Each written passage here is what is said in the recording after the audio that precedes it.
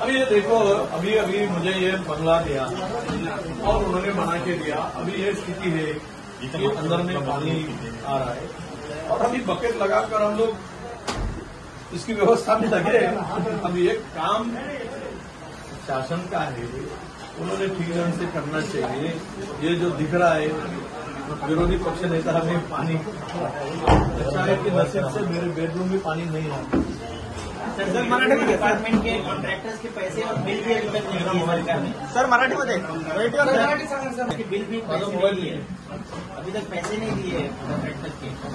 देखिए, पैसे कॉन्ट्रैक्टर के नहीं मिलेंगे ना, पैसे हमारे आंगनवाड़ी सेविका पे मिलेंगे ना, कर्मचारियों के पगार मिलेंगे।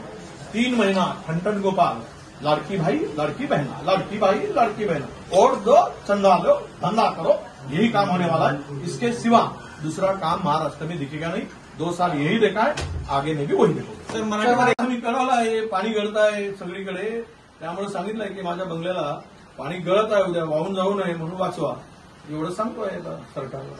ते आम्हाला नाहीतरी हे सगळं जे चाललं आहे यावर आता प्रश्नचिन्हच आहे की अधिक बोला।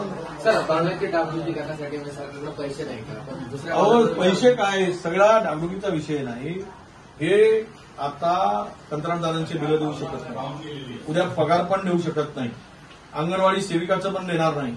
हे किती यांचं एकच काम चाललंय, मता यांची पद गेली, इज्जत घालवली, त्यामुळं लाडकी बहीण, लाडका भाई, लाडकी सास, लाडके मामा हेच करत राहतील।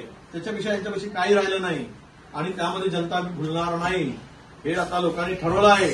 माझ्याकडे थेंब पाणी पडतो आहे, यांना पुरात वाहून येतील जनता आणि साफ करतील आणि अरबी समुद्रात नेऊन शिरून टाकतील। एबीपी माझा, उघडा डोळे बघा नीट।